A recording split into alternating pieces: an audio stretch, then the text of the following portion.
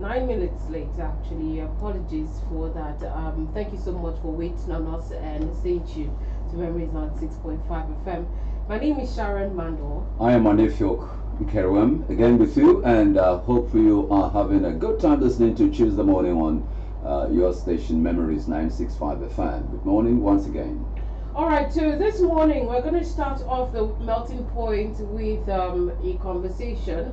Our analyst is still on his way, so we're going to be talking with you first of all before we bring in our guests. So we're going to be introducing the topic. We're going to be bringing up, giving you background. We're going to be bringing you the details and waiting, for you to respond and let us know your take on this particular topic. Now, we already mentioned what exactly we're going to be talking about on today's paper, but for some people, they might not really, know what exactly it is. So that's why we want to give you the background. Yeah, they say variety is the spice of life. So today it's like we're giving you the microphone before the discussion, but certainly we'll give you what to talk about as we look at Nigeria again, as it affects the inflation rate in Nigeria, the current inflation rate in Nigeria, how it's biting, and what to expect, and why is it so. So we're looking at the way forward, we're playing advisory role more or less, and we're expecting you to contribute in the conversation via our phone numbers. We shall let that out to you much later. So you're welcome. All right, so Nigeria's inflation rate increased to 34.19% in June 2024, according to data released by National Bureau of Statistics on Monday, the 15th of July 2024. This represents an increase of 0.24% points from the previous headline inflation rate of 33.95% in May. This NBS stated this in its Consumer Price Index and Inflation Report for June 2024. The CPI measures for average change over time in the prices of goods and services consumed by people for day-to-day living. The increase is way higher than projections by analysts at Meristem Research at 34.01% and lower than that of analysts at Enquiry Asset Management Research, who had projected 34.25%. According to NBS, on a year-on-year basis, the headline inflation rate was 11.4% points higher compared to the rate recorded in June 2023, which was 22.79%. Also, the rate of increase rose month on month as the headline inflation rate in June 2024 was 2.31% higher than the rate recorded in May 2024. All right, we understand that food inflation rose for the 18th time to 34.19% and 40.87%. Some are wondering why it should be so. My friends say persistent insecurity, particularly in northern Nigeria, has severely disrupted farming activities, and many farmers have abandoned their farms due to threats from insurgents, bandits, and herders. Farmers' conflict leading to reduced agricultural output. So, yeah, we've got to watch out for that too, because it's one of the things that are really affecting our farmers. They can't go to farm and activate their farming experiences. And this is also it's a great pointer to the inflation rate in Nigeria also. These are the things that are actually causing the food inflation and getting, a higher value now, when we should be looking at reducing the rate with all the measures that CBN has put into place. We're still having an increase in inflation. It's quite scary. Now, taking it back to where, agriculture is the basis of this issue, and the Minister of Livestock Development and Reforms that the president, just the new ministry that the president just brought up, there's no minister that has been sworn in or inaugurated as a minister in that ministry. But there are committees that are trying to see how this herders farmers clash can stop. And of course, insecurity on the part of defense, Ministry of State, the Minister of State, and then the Minister of Defense, should be able to, and of course with no Ribadu, should be able to lock heads together and see how they can reduce the level of insecurity in the country, just so people can head back into the farms. It's one thing to shout, let's go back to our farmlands, let's go back and plant things so we can have food sufficiency.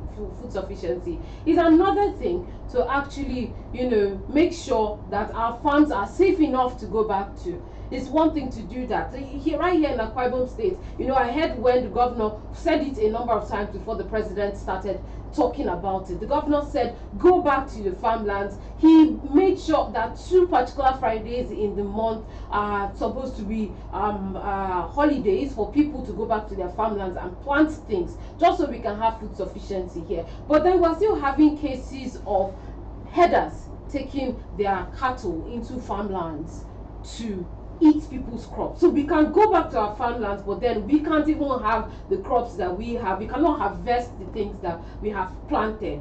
Why? Because some of these things have been devoured by cattle rather, people, things that are reaping what they did not sow. Yeah. So we're going to open the phone lines to hear what you have to say about the rising in food inflation, how we can curb it, and measures to be taken by both state and federal governments. We want to see that by next year things are better, and it's not just done, or it cannot be done by just the government, by everybody. Yes, it's high time government pay attention to securing our farmlands, and of course encouraging our farmers to go to the farms. Okay, we got a call here. Hello, good morning. Hello, good morning. Hello, good morning. All right, so we are looking at government paying a little attention, or some attention, to the farmers, and of course protecting the farmers who go to the farms, especially in the deep forest, to plant and cultivate. Hello, good morning. Hello. You're welcome. Good morning. Good morning. Yeah. My name is Adekan. Welcome, Manekan. Calling you from Newsroom. I want to complain about what the council did to my farm this early morning. This early morning? This early morning. Wow. Okay, go on. I heard the woman crying out, so I called the woman and asked what happened. The woman now told me that the council has entered the farm and cleared all the things that are planted all over the land. So I went there, kids all the time that I'm talking to you with the chief. We go to the chief that the whole community to come and see what happened. All the plant, all the cassava that we plant this year, the cattle have destroyed the whole thing. It's not that I'm talking to you. This is something that I just let you people bring it out in the program. Yeah. Please, what's the area again?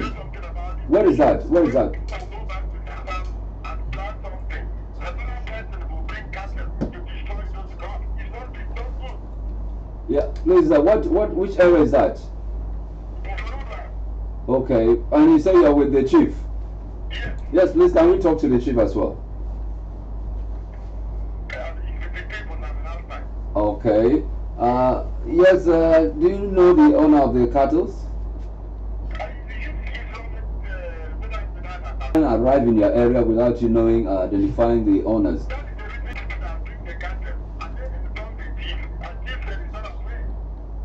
That's strange. The police should be, the police should be informed. So sorry Honestly, about that. so sorry, but the chief will know what to do. Suddenly, the security agencies should be, invited to come and rescue the situation, because it's quite appalling. Somebody having to plant all of what, put in the energy and is done, and all of a sudden, some bandits, some unknown people. How do we promote agriculture in the States now?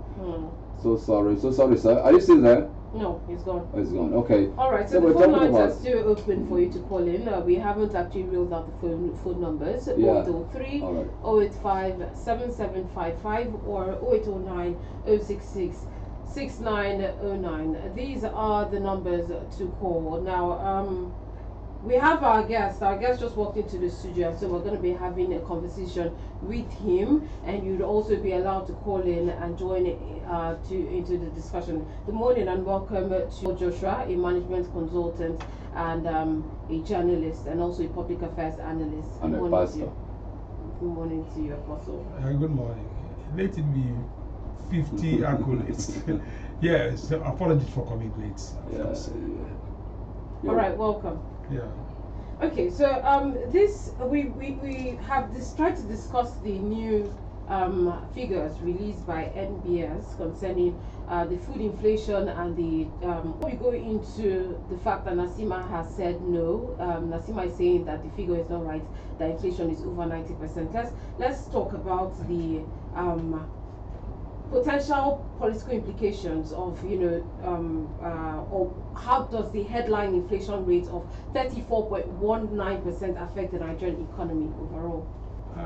The truth is that when I was coming, I listened to you very well and all the callers. It's echoing what I've been saying before. Time in this country, not even this year. I don't believe in the statistics of the MBS. That because I have the way I calculate it. Start from the food inflation. 2015, of foreign rice. We bought a bag of foreign rice, 50 kg, for 7,500 as of 2015. Even when the president Buhari came in, it was still 7,500. I don't mean local rice. But today, we have local rice that was far cheaper, and most of us don't want it because of SAN. Now, cause last week I bought it for 76,000 naira for 50 kg. So what is the inflation rate? When we are having the foreign rice like that, if it comes into Nigeria, for 86,000 naira, 88,000 naira for 50 kg. So in the simple calculus, how many percentage is that? So sometimes when I use the word voodoo, people will understand. Because when it is not scientific, then it is, we cannot prove it empirically. I think statistics is all about empirical proof. So when you read out these statistics, what Nasima is saying now is what I've been saying. Manufacturing Association of Nigeria also sometimes keep mute when they are supposed to say the truth. The inflation rate for what they are ruling out, it is far higher than that. So that is the calculation. That's my calculation about it. So we have to do as much as possible to do something. We must do what we should do now is, what do we do? What we should do now is, how do we calculate this thing apart from the MBS? And how will you be able to stop this kind of spiral inflation? It will go up and come down. Whatever goes up in Nigeria goes up steadily. I've never seen a steady rise in inflation rates without corresponding rise in income. So how will people, an average person, survive in an economy like this?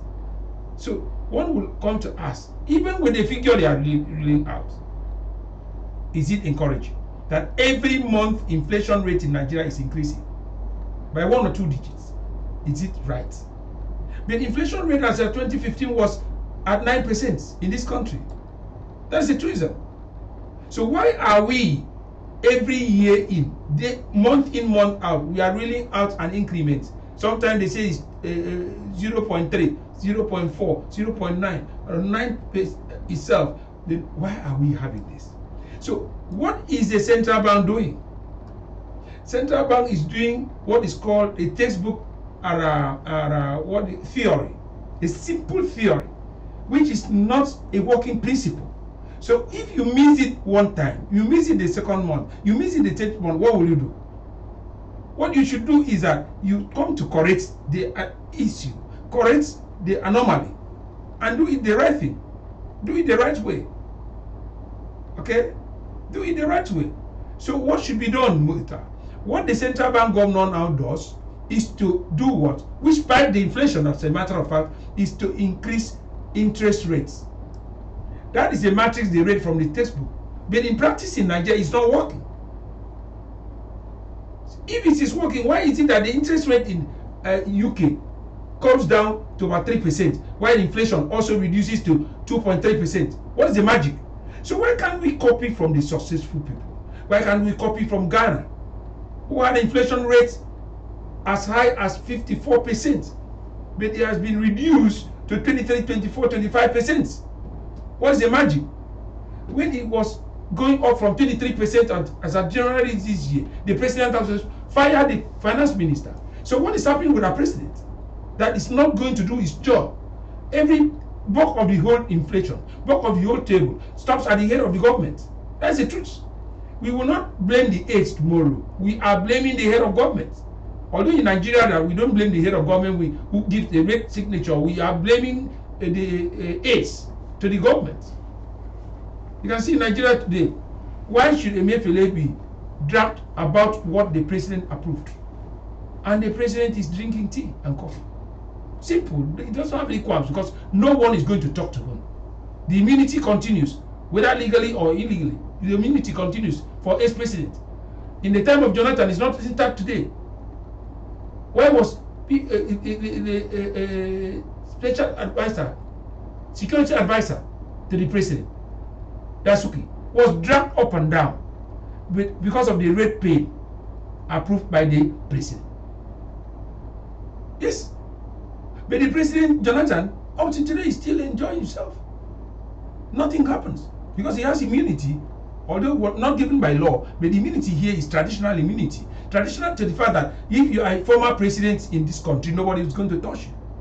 Apostle, let me interrupt you there, please. What do you think is the result or the cause of the ongoing challenges in stabilizing the Naira amidst economic uncertainties and fluctuating market conditions? It is caused by the central bank.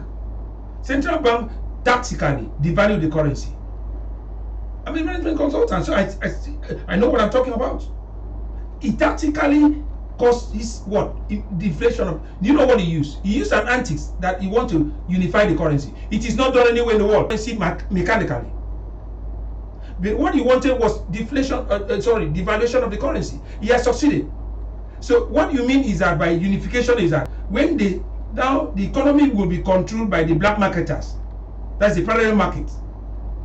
Okay? So when they devalue the currency to about 1,500, the central bank is also following the trend. You can see the currency now. They are following the trend. But yet, since Cardoso said the central bank governor promised us to bring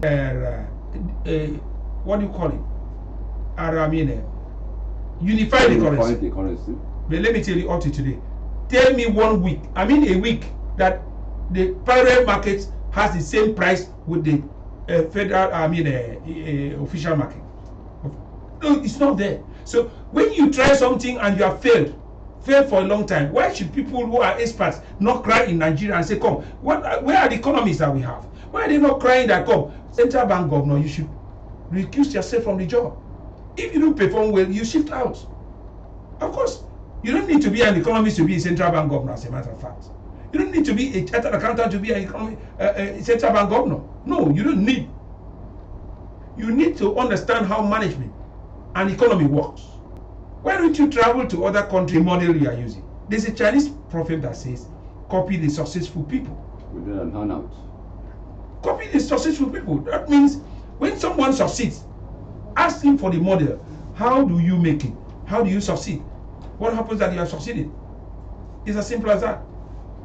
All right, Olayemi Cardoso has assured Nigerians severally that Naira would experience more stability due to the elimination of distortions and increased stakeholder confidence in the new forex market regime. But that is what I am faulting him in the use of English. I want to take Cardoso to grammar school now. What do you mean by stability? Throughout this regime, when he came in now, has Naira stabilized for 24 hours? I mean 24 hours. Because the market, you see the rates now goes down and up. In the morning, we have a different forex from the afternoon and evening. So when you use the word stability, I want to take into grammar school that I fault you in the use of English. Because there's no stability. When you say Naira will continue to stabilize, what does that mean in English? That means there was a stability and then it continued. But I am putting to him right that Naira has not stabilized for 24 hours since he assumed office. Okay. Take it to the bank. Apostle, since we're still on the CBN issue, how could further interest rate hikes, because you recently just increased the interest rate, impact the Nigerian economy and financial market? No, he has failed. That's why I'm telling you that it's just not a working principle. It's just a theory. The interest rate being increased according to theory is that it will bring down inflation. But he keep on increasing the interest rate up to the point that he is now killing the manufacturing sector. You cannot borrow again with this kind of interest rates. So as he brought down the inflation, the answer is no. Instead, you are killing the economy. You are killing industries. Industries are about 300 industries leave Nigeria in a period of 1 year. 300. It's not a joke. Then what about the job loss? We are talking about it is a private sector, not the public sector, that simulates the job employment sector. Look at now in America. The employment is rising, even no matter what we are talking about. But in Nigeria, you are bringing in policies that is anti-industries, anti-business, not business friendly. So when you keep on increasing interest rates on loans, then without corresponding results as you postulated to us, what do? You change the gear. A manager is a man who is versatile, dynamic. It's not static and rigid. The policies I'm seeing now, most of the policies of Cardoso as a central bank governor is purely mechanical. Even that of Emefiele that they are shouting about now was not as bad as this. I know what I'm saying. He failed at the tail end when he started bringing politics into management of the economy. Maybe you lost, you don't have the primary ticket, so you say, okay, let me destroy it for others. That's what he ended up very bad. But otherwise, he stabilized the naira in a way. I'm saying the truth with all amount of responsibility. He stabilized the naira in a way to manage it for 8 years. So 8 years now, let me tell you, if it was this Cardoso that was there, what do you think? Under 1 year, this is what is happening to inflation. So what do you think it could have happened for 8 years of the Buhari's government? So this is what I'm saying. So if we have in Nigeria a person that is not working well, let us follow the Ghanaian president. You say, Oga, excuse me. In Great Britain, you see that the ministers, that's called secretary of this or whatever, the ministers were the first people. The finance minister was the first person that left the Cameron's government. Of course. He said, okay, I will not be able to work with this policy, that this thing will not work. The first person to resign. And about 3 ministers resign. I know what happens. The prime minister have to put through in the towel. But you can never have it in Nigeria. Even if a president of Nigeria fails, and obviously knows he has failed, he will never resign. Because the culture of Nigeria is that push on for 4 years, push on for 8 years. That is Nigerian culture. But outside Nigeria, a prime minister throws in the towel at any time. And then the party continues. And that's why Sunak was able to bring down inflation up to 2.3% in UK. So why can't we copy them? Now, we're looking at inflation rate hitting 34.19% amidst rising food costs. Do you blame the drivers of this government policy or the implementators of this policy? That is, government's policy or those that drive the policies? There's no way you can divorce a husband from the wife. This is Siamese twins. The policy is made by the government, and then the drivers and the executive too that drive the economy. Okay, now let's fix this. And do you also blame it on the absence of price control board? Because no, you don't bring that. If you bring that, it will be chaotic. You see, consumer frustration started entering supermarket. Are they still entering? No, they are not entering because they were destroying the economy. Do you know how much I bought my property goods? Then why should I sell it below the cost price? And attended what? Overheads. You pay for the shop, you pay for the staff, you pay for the diesel at 1,350 naira a liter as of now. Of course. So at the end of it all, how much do you spend? What about wear and tear? Most of this product is par at my cost, right? Because of what? Low demand on the products. So the problem there is that the drivers of the economy and the managers of the economy, which is the same, because it's the one who is at the top. The president should be so concerned more than me. The president is promising that no one will go not hungry. I say no, it will happen even in America. Want to make statements, the rhetoric, we have to control the rhetoric. The executive rhetoric is very, very important. so that because it carries power. Of course, executive rhetoric, it carries power. So when you don't say it, or you say it before you come to analyze it, what is the consequence of my comment? From the first day that somebody entered the government, he said, "Oh, petrol subsidy is gone." Here we are out today. Okay, but Apostle, some analysts are saying the 150-day duty-free window is coming at the right time. I would like to hear your perspective on that. Yes, I don't know who said right time. It is belated, you know. Okay, that's what it's even belated. I was going to throw in another question that's also related to this. If you say that this is perfect timing, or if this I said belated, then what other fiscal measures can the government implement right now that's going to help the overall inflation? We must understand